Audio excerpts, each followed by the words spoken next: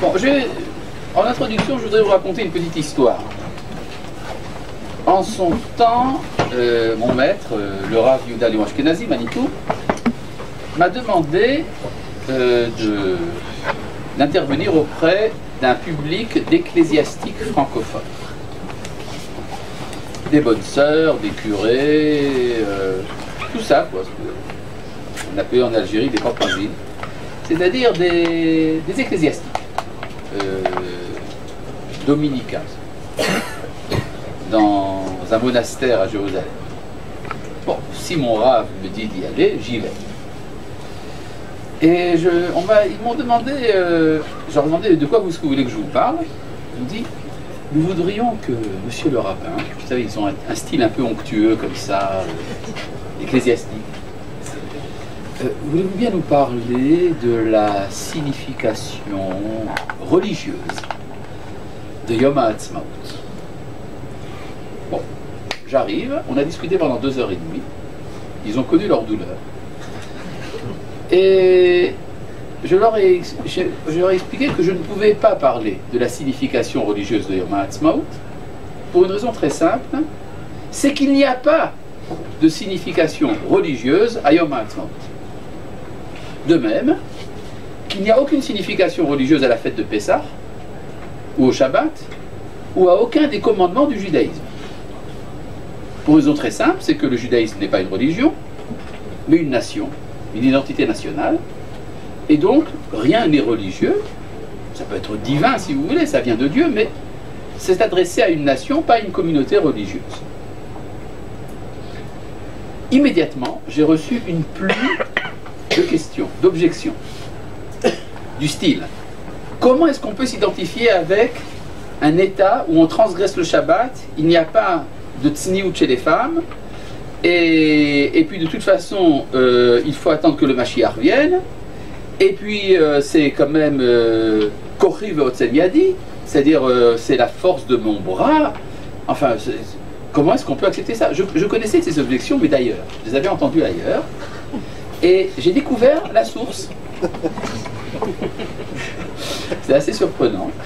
Alors évidemment, il a fallu que je leur explique tout ce que cela voulait dire. Bon, par exemple, pour le verset, le fameux verset qui dit tu diras, c'est la force, c'est ma force et la puissance de mon bras qui m'a fait cette réussite. Je leur ai expliqué que cette phrase était un commandement de la Torah. Ainsi qu'il est dit, Vea Marta, et tu diras, et donc c'est un devoir, ce qu'on appelle l'orgueil national, fait partie des commandements de la Torah. Alors évidemment, ils se sont dit, c'est complètement fou ce rabbin. J'aurais dit, mais je vais vous le prouver, amenez-moi une Bible. Alors ils m'ont amené quelque chose à plein de croix. Alors j'aurais demandé, mais non, autre chose, vous n'avez pas quelque chose sans des croix? Alors ils ont amené quand même, et je leur ai expliqué évidemment tout ce que enseigne le Ran, Rabbi Nounissim de Gérone, ainsi que Rabbi Yitzhak Abravanel, et qu'on retrouve dans d'autres textes également, sur la base du Smag entre autres, que quand la Torah dit tu diras, c'est la force de mon bras, hein, il y a un supplément. Vezacharta et Hashem Elohecha, tu te souviendras de l'Éternel ton Dieu, parce que c'est lui qui te donne la force de réussir. Et de même que par exemple dans la Torah, vous avez la fameuse expression Ve'achalta ve'savata, tu mangeras et tu te rassasiras. Et après la Torah dit Uverachta, et tu devras bénir. Donc on doit être rassasié pour faire le Birkat Hamazon. On doit être fier de ce que l'on a fait pour pouvoir se souvenir de Dieu. Donc c'est ça que ça veut dire. Alors évidemment, ça a été pour eux un énorme chidouche. Finalement, une des bonnes sœurs présentes a demandé, mais enfin, est-ce que vous allez construire le temple? Je leur ai dit, mais bien sûr, elle a failli s'évanouir. Et je lui explique, elle m'a dit, mais finalement, c'est pas possible ce que vous dites, monsieur le rabbin, parce que d'après la Torah, ce que vous dites, ce sont des hommes qui vont construire le Beth Amikdash. Or, d'après la Torah, le Beth Amikdash sera construit par le Mashiach. Alors j'ai lu très charitablement, beaucoup de charité chrétienne, lui rappeler que selon la tradition juive, le Messie est un homme. Enfin, un homme, un être humain. D'accord? Bon. Alors maintenant, une fois que nous avons donné cette introduction, c'est très important de comprendre quelle est la stratégie donc, de la Torah par rapport à l'événement de l'indépendance d'Israël, la fondation de l'État d'Israël. Qu'est-ce que ça veut dire? cette fondation de l'État d'Israël, qu'est-ce que ça signifie dans le cadre du calendrier hébraïque de manière générale, et de manière plus générale, quel est le projet? Le projet, si vous voulez, je vais être un peu prétentieux, le projet d'Akadosh Baruch Hu, le projet de la providence dans la fondation de l'État d'Israël, qu'est-ce que ça veut dire? Alors on peut dire beaucoup de choses, mais je voudrais m'arrêter sur un point très important, la notion d'indépendance. La notion d'indépendance est intrinsèquement liée à l'idée de création. Là, je voudrais rentrer avec vous dans la sphère métaphysique. Ça va demander donc un effort, de soutenir un effort intellectuel absolument incroyable, mais enfin vous allez le faire quand même. Vous savez que d'après la Torah, le monde est créé. Est-ce que vous êtes d'accord? Oui, d'après la Torah, le monde est créé. Ça veut dire que le monde est le fruit d'un acte de volonté de l'infini qui a voulu que le monde soit. Pour l'instant, je ne dis pas de bêtises. Vous acceptez ou pas? Une petite objection. Allez-y. Dans le Zohar, on dit que Dieu a créé le monde futur avant de créer ce monde-ci. D'accord, il a créé. D'accord? Très bien, très bien. Donc, maintenant, je voudrais arriver à une conséquence très grave à ce que je vais dire. Hein? Ça veut dire que le monde n'est pas Dieu. Le monde n'est pas Dieu. Vous êtes d'accord? C'est là que ça va commencer à grincer. C'est une création de Dieu. Oui, si le monde est une création de Dieu, c'est donc que le monde n'est pas Dieu. C'est d'accord?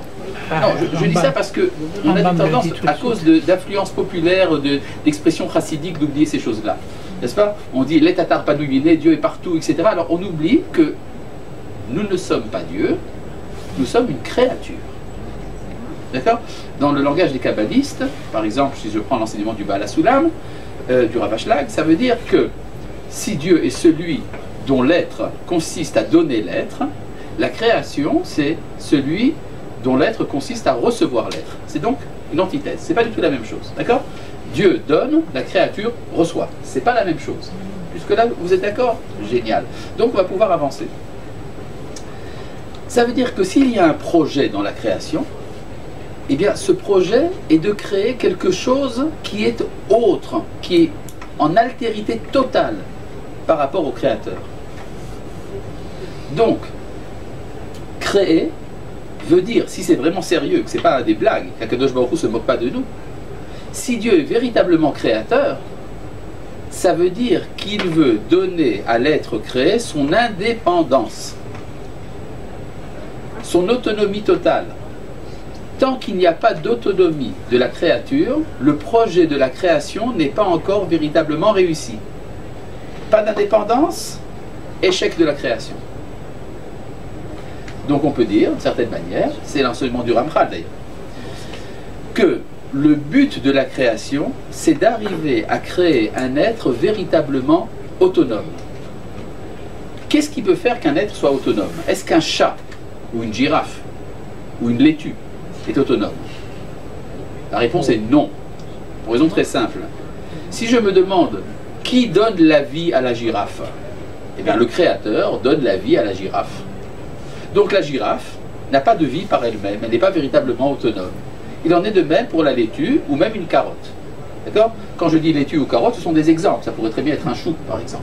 Mais en tout cas, vous comprenez que quand un être reçoit sa vie de quelqu'un d'autre, qui n'a pas encore mérité son être, il n'est pas véritablement indépendant, il n'est donc pas véritablement créature. Dans l'enseignement du Harizal, c'est la différence entre Berouim et Nivraim. Vous connaissez peut-être ces expressions-là. Les Berouim sont ceux qui reçoivent leur être du Créateur, et le Nivra, c'est celui qui a mérité son être. En fait, il ne peut y avoir de créature véritable que chez l'homme. L'homme, étant donné qu'il est doué de libre arbitre, peut mériter son être. Et donc il faut mériter son être. Alors si c'est vrai, ça explique beaucoup de choses autour de l'histoire. Vous avez compris ce que je dis là? Parce que là je vais rentrer après, je vais compliquer les choses. Jusque là ça va? D'accord. vous avez une interro là-dessus à la fin, donc vous avez intérêt à faire attention. Si quelque chose n'est pas clair pendant le cours du cours, eh bien, il n'y a aucun espoir que la suite expliquera mieux. Donc, si quelque chose n'est pas clair, il faut le dire tout de suite. Bon, continuons. Ça veut dire qu'à chaque fois que se passe un événement important dans l'histoire et que Akadosh Baruch Hu intervient, c'est un échec. Je voudrais ici reprendre un enseignement de Manitou. Vous savez que selon le texte de la Torah, nous sommes actuellement dans le temps que la Torah définit comme étant le 7e jour. Le 7e jour, c'est le moment où Dieu cesse d'intervenir dans la création et il attend de la créature de parachever l'œuvre de la création. Eh bien, il y a de temps en temps, pourtant, des moments où Dieu est intervenu dans l'histoire. Du point de vue de la halakha, ça s'appelle profanation du Shabbat. Chilul Shabbat. Quand est-ce qu'on a le droit de profaner le Shabbat? Quand il y a un pikuach nefesh, quand il y a un danger d'échec total de la vie. Donc à chaque fois que dans l'histoire, il a été nécessaire que Dieu intervienne, c'est parce que s'il n'intervenait pas, eh bien le projet n'aurait pas réussi. Mais, en vérité, il semblerait que de plus en plus, Akadosh Baruch Hu nous fait confiance. Et ça s'exprime dans une progression très importante dans ce qu'on appelle les Moadim. Les Moadim sont les temps de rencontre entre l'œuvre de Dieu et l'œuvre de l'homme.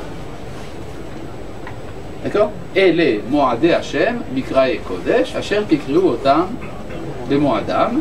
Voici les rencontres de Dieu qui sont appelées saintes, Moadé Hashem, Mikrae Kodesh, Asher Kikriu Otam, que vous invoquerez vous-même, les Moadam en leur temps. Et le premier des temps sanctifiés, c'est quoi? Quel est le premier des temps sanctifiés? Le Shabbat, évidemment. Le Shabbat, il vient commémorer quoi? La création du monde, n'est-ce pas? Petite question. Qui a créé le monde? C'est Dieu, n'est-ce pas? Petite question supplémentaire. Qui l'a aidé à faire ça? Personne. Personne. Il l'a fait tout seul. N'est-ce pas? Dieu a créé le monde tout seul. Il n'y a donc aucune participation de l'homme dans l'émergence du Shabbat. Le Shabbat, c'est une œuvre entièrement divine. Donc du point de vue du projet de la création, le Shabbat est très loin d'être une réussite. Pour accéder à la sainteté du Shabbat, qu'est-ce que moi, en tant qu'homme, je dois faire? Rien. Je dois m'abstenir de me comporter en homme.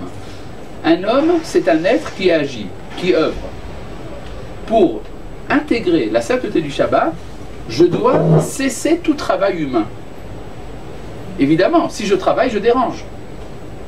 Akadosh Baruch Hu veut amener la sainteté du Shabbat, il me dit, alors, évacue le terrain, ne fais rien. La sainteté du Shabbat pourra apparaître. Bon, d'accord. Mais, au Hashem, il y a d'autres moments dans l'histoire où l'homme a participé. Il y a eu un moment très important qu'on appelle la sortie d'Égypte. La sortie d'Égypte est commémorée par 7 jours de fête dans l'année. Il y a 7 jours de fête qui commémorent la sortie d'Égypte, qui sont le premier jour de Pessah et le 7e jour, la fête de Shavuot, Rosh Hashanah Yom Kippourim, le premier jour de Sukkot et Simchat Torah. Donc vous avez 7 fêtes qu'on appelle des Moadim, Yamim Tovim.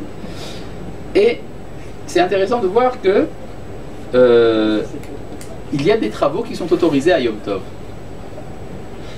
On a le droit de faire la cuisine, on a le droit de faire sortir un objet dans la voie publique. Donc, à Yom Tov, c'est vrai que 90% des interdits de Shabbat restent, mais il y a quand même un petit pourcentage de travaux que nous avons le droit de faire. Ah bon? Pourquoi c'est différent de Shabbat? Eh bien, c'est très simple. Qui a fait la sortie d'Égypte? Hachem, il a fait 90%. Mais il y a quand même un pourcentage qui a été fait par nous. C'est le fait de sortir d'Égypte. Nous avons marché. Imaginez par exemple qu'Akadosh Baruch Hu dise, voilà, vous pouvez sortir. Non, on reste. Bah, il n'y aura ni Pessah, ni Shavuot, ni Sukkot, ni Rosh Hashanah, ni Yom Kippur. C'est-à-dire, les pieds des enfants d'Israël, les pieds de nos ancêtres, ont réalisé une partie de l'événement. Et donc, nous avons le droit de ne pas totalement disparaître pour intégrer cette sainteté. Et donc, il y a quelques travaux qui sont autorisés quand même. Vous avez compris? Mais, bon, ça c'est très bien. Donc il y a le Shabbat et vous avez les 7 jours de Yom Tov. Où est-ce que c'est écrit tout ça? Qu'il y a des jours de Shabbat et de Yom Tov dans la Torah? Dans quel paracha? C'est mort. Dans les morts. C'est celle de cette semaine. Dans cette semaine, vous avez la liste des Moadim et morts. Et puis, à la fin de la liste des Moadim, la Torah nous dit Vayedaber Moshe et Moadé Hashem de Béné Israël. Et Moshe raconta les fêtes de Dieu aux enfants d'Israël. Ce verset a l'air d'une banalité navrante. Pour une raison très simple. Quand est-ce que si Akadosh Baruch Hu dit, si Dieu a dit au début, Vaïdaber Hashem et Moshe les morts, Daber et Béné Israël, et Dieu dit à Moïse en ces termes, va dire aux enfants d'Israël que, alors on s'imagine qu'une fois que Moshe a reçu l'ordre de Dieu de dire aux enfants d'Israël qu'il y a des fêtes, qu'est-ce qu'il a fait? Il est allé leur dire, d'accord? Et donc, ça a l'air absolument inutile ce verset. Il est déconcertant ce verset qui nous dit. Et alors, Moshe a raconté les Moadé Hachem aux enfants de l'homme. Ça tient pas la route. C'est pour ça d'ailleurs que la Gemara donne une interprétation midrashique de ce verset, qui leur a dit qu'il fallait enseigner les lois des fêtes pendant les fêtes, etc. Mais c'est un drache. C'est très simple. Vaïdaber Moshe, Moadé Hachem et Béné Israël, et Moshe a enseigné aux enfants d'Israël comment innover encore de nouvelles fêtes. C'est-à-dire, le plan du Yom Tov, des jours de la Torah, des jours de rencontre avec Dieu dans la Torah, c'est une sorte de, comment dire, de tavnit, de format. Voilà, de format. Comment, pendant le cours de l'histoire, il y aura à nouveau collaboration entre Dieu et les hommes pour amener de nouvelles fêtes. Qu'est-ce qu'il y a écrit dans la Torah juste après ce verset? Il y a 2 commandements qui apparaissent juste après, qui ont l'air déplacés, mais au possible. Il y a la mitzvah, il y a le commandement de mettre de l'huile dans le candélabre du temple, alors que ça apparaît déjà dans le livre de Shemot, dans la paracha de Tetzavé, et là ça apparaît à nouveau, on se demande pourquoi. Et puis après, il y a également la mitzvah d'amener des pains de proposition sur la table dans le Beth Amikdash. Qu'est-ce que ça fait là-bas? Alors, des commentaires chassidiques ont dit que c'était en fait les origines des nouvelles fêtes. Quelle est la fête qui vient après Sukkot? Hanouka. Elle a son origine, cette fête, dans le candélabre qu'on allume dans le sanctuaire du temple, n'est-ce pas? Donc, la Torah nous a dit, dans le Beth Amikdash se trouvent les points d'origine des nouvelles fêtes. La fête de Hanouka. Et puis après, il y a une autre fête après Hanouka, c'est quoi? Purim. Qu'est-ce que c'est Purim? C'est une fête dans laquelle on mange bien, il y a une table. C'est dans quel mois? Le 12e, n'est-ce pas? Donc il y a 12 pains de proposition qui sont faits de semoule d'ailleurs. C'est d'ailleurs à mon sens l'origine du fait que en Afrique du Nord on faisait des gâteaux à la semoule pour Purim, le mekrout, etc. D'accord? Ça c'est pas des blagues, ça de là-bas. Et puis, et alors essayons de comprendre un peu ce qui se passe. Bon, historiquement parlant, la fête de Purim est antérieure à la fête de Hanouka. Quels sont les travaux interdits à Purim? Tous les travaux sont autorisés, sauf 2. Comment? De jeûner. C'est pas un travail de jeûner. Il y a 2 travaux. Il y a un minhag de ne pas planter des arbres et de ne pas construire des maisons à Purim. C'est tout. D'accord? On ne plante pas d'arbres et on ne construit pas de maisons à Purim. Alors pourquoi ça? C'est très simple. Si on va selon la logique de ce qu'on a dit tout à l'heure, eh bien, on voit que qui c'est qui a fait la fête de Pourim? C'est les Juifs. Vous savez comment ils ont fait ça? Ils ont massacré leurs ennemis. D'accord? On les a eus. D'accord?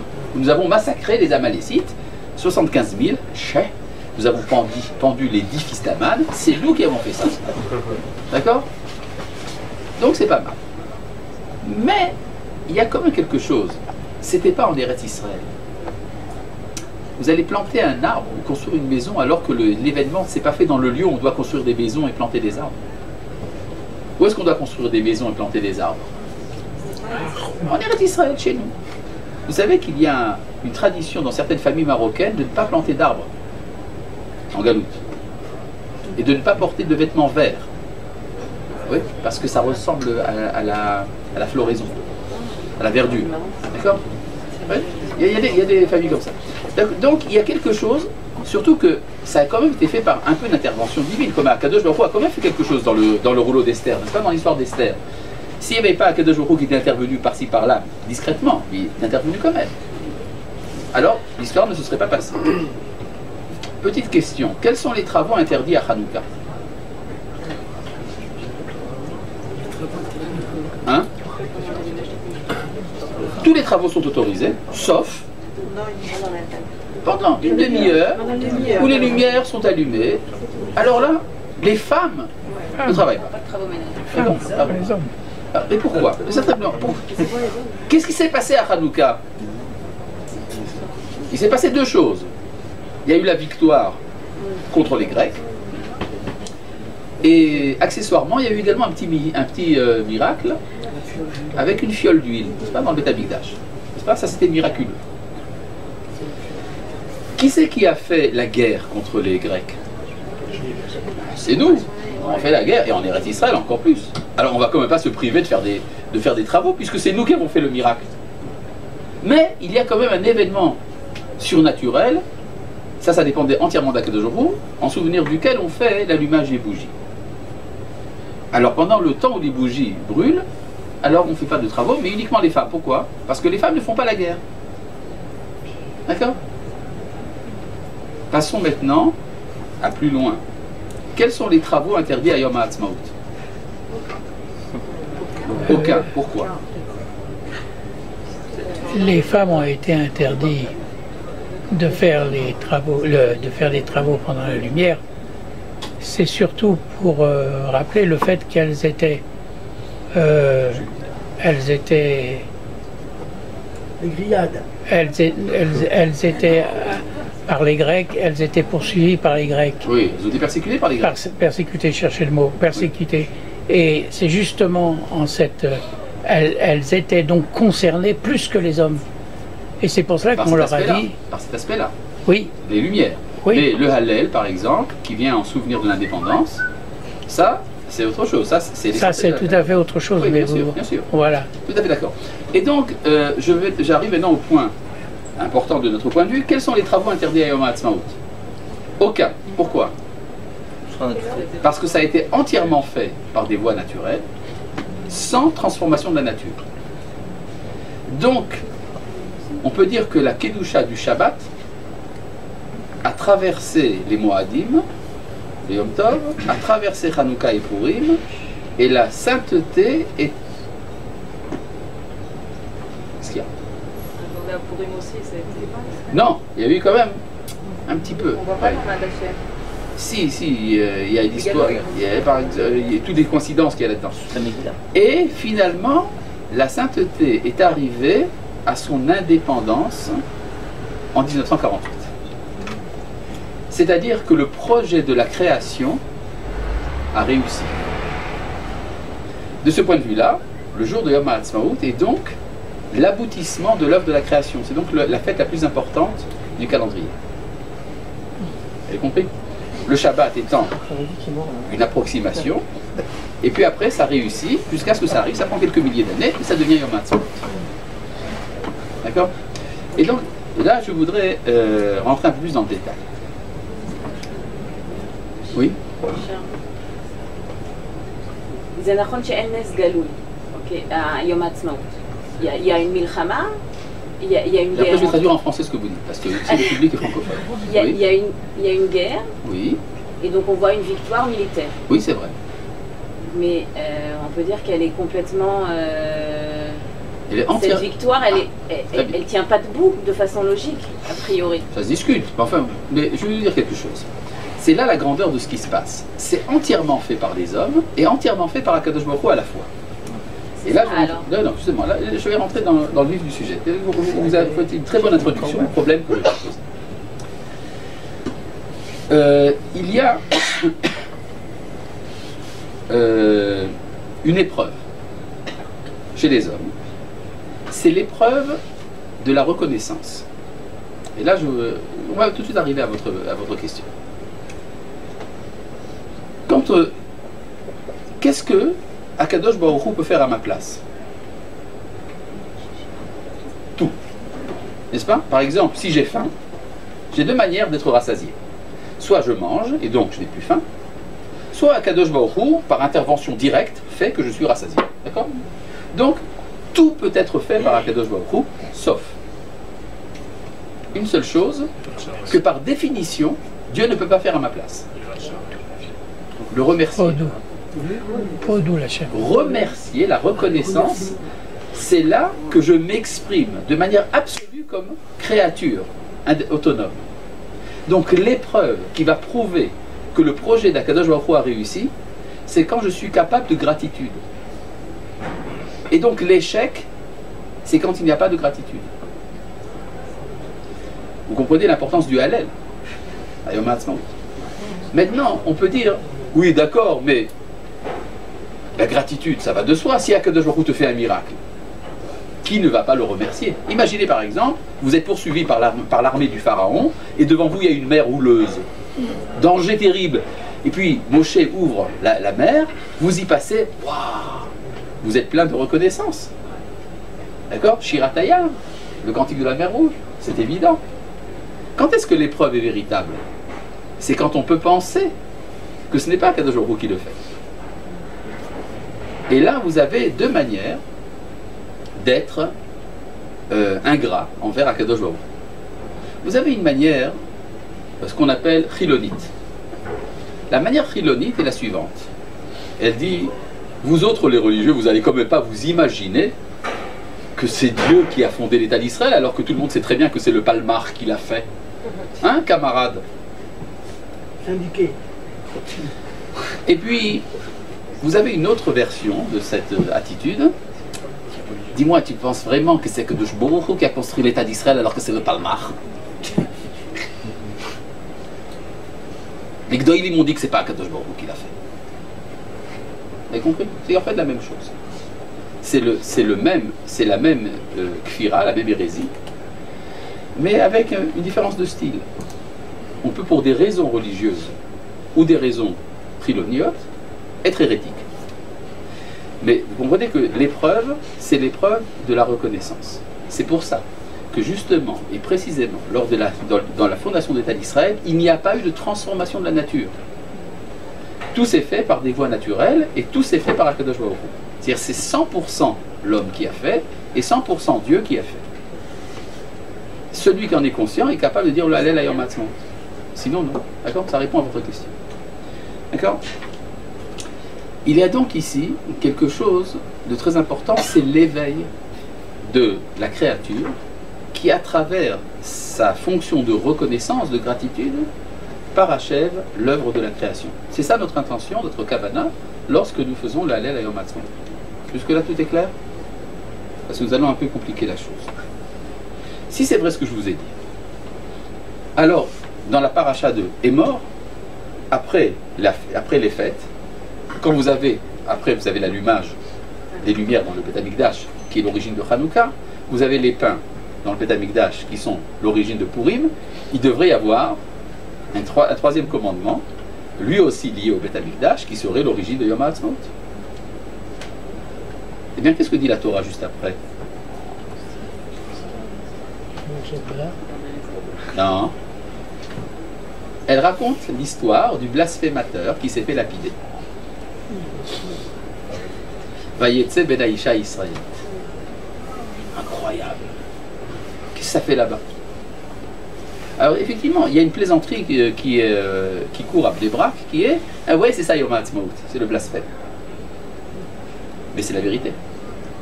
C'est quoi le blasphémateur en question? D'abord, j'ai remarqué que la manière dont il est lapidé est absolument incroyable. La Torah dit que tous ceux qui ont entendu le blasphème doivent poser leurs mains sur sa tête avant qu'on le lapide. Quand est-ce qu'on pose la main sur quelque chose? Quand c'est un sacrifice. Bon, c'est pas un sacrifice. C'est comme si c'était un prolongement du Beth Amikdash. Donc c'est une troisième mitzvah. Maintenant, qu'est-ce que c'est que ce blasphémateur? Le blasphémateur est un personnage assez bizarre. Il écrit Vayetse ben Aïcha et Israélite ou ben Ishmitzi. C'est un fils d'une Israélite et d'un Égyptien. Quel est l'Égyptien qui était le père de ce garçon? C'est celui que Moshe a tué, dit le Midrash. C'est-à-dire, il y a une vieille histoire. Et vous savez, c'est un type qui a une identité pas très claire. Il ne sait pas s'il appartient au peuple d'Israël par son père, ou par sa mère, ou s'il appartient aux Égyptiens par son père. C'est quelqu'un qui a une identité de frontière. Il est à la frontière entre deux civilisations. Et puis, il a une difficulté dans sa parole, il blasphème. Vous avez entendu parler de quelqu'un qui était un peu égyptien, un peu hébreu et qui avait un problème de parole? Bizarre ça. Pourquoi est-ce que le libérateur d'Israël a été formé par la providence de cette manière? C'est parce que le projet de la délivrance concerne à la fois Israël et les nations. Donc le libérateur doit être un produit des deux civilisations à la fois. Ce qui explique sa difficulté à s'exprimer. Et puis un beau jour, on amène à Moshe quelqu'un qui lui ressemble comme deux gouttes d'eau. Un peu égyptien, un peu hébreu, et qui a du mal à parler. Il blasphème. Moshe se dit, l'okorash maya aselo, on ne sait pas ce qu'il faut faire avec lui. Peut-être que c'est le Mashiach.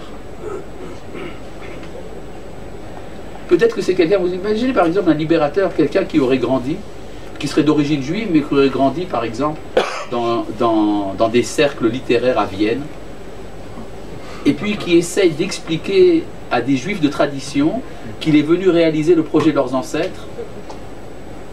Quelque chose comme ça, un peu bizarre. D'accord? Alors Moshe se dit, peut-être que c'est lui. Alors quelques jours, on lui dit, non, c'est pas encore le moment. Lui, c'est un blasphémateur, il faut le lapider. Mais c'est l'origine du Yom HaAtzmaut. Je vais vous expliquer ce que ça veut dire. Le mouvement au sein du peuple juif qui a amené l'apparition de l'État d'Israël était un mouvement de chutzpah par définition. C'était se révolter de manière avec effronterie contre la galoute et contre les rabbanim qui disaient que ce n'était pas le moment. Il y a un moment, je sais que je suis proche du moment où je dois finir le cours, il y a eu un moment dans la Torah où Moshe a été littéralement cassé, brisé. Il y a eu une épreuve où Moshe a dit « je renonce ». Alors, moi je ne sais pas, si j'étais à la place de Moshe, je penserais que l'épreuve la plus dure c'est de voir le veau d'or. Comment? Quelques jours auparavant, Dieu leur a dit « tu ne feras pas d'idole », je descends, tac, je vois des idoles. Ah, Moshe ne perd pas le nord, il sait très bien ce qu'il faut faire. Ah, dans ce genre de situation, qu'est-ce qu'on fait? Ah, on brise les tables, on tue 3000 personnes, on fait la prière, on ramène d'autres tables et on construit le Mishkan. Voilà, donc Moshe s'y connaît.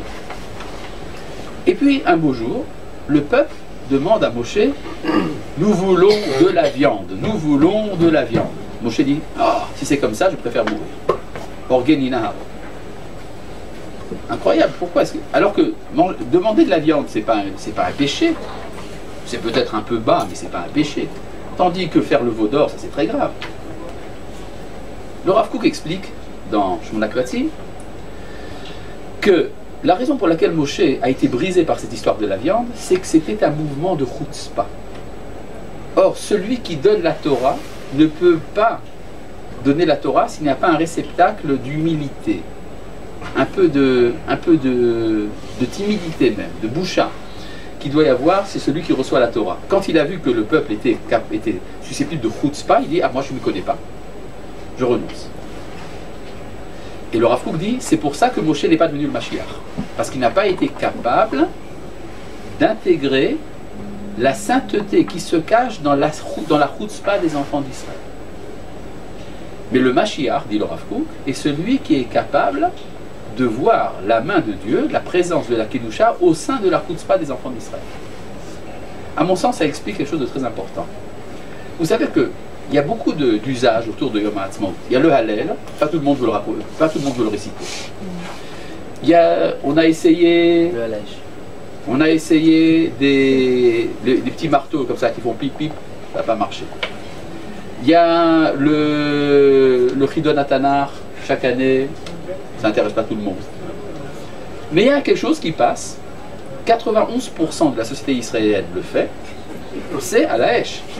C'est les grillades à Yom HaAtzmaut. D'où ça vient ça? Non, pas du tout, c'est pas le Korban Pessah. À mon sens, c'est ça. Il y a une intuition du peuple d'Israël que comme la Géoula s'est faite à travers la chutzpah, il y a une intégration de ce que Moshe n'a pas réussi à intégrer. Quand le peuple a demandé de la viande et que Moshe a flanché. Eh bien, comme nous savons que ça a réussi maintenant, donc instinctivement, le peuple d'Israël qui a le roi HaKodesh sait que c'est ça qu'il faut faire à Yom HaAtzmaut. Alors bon appétit et shalom.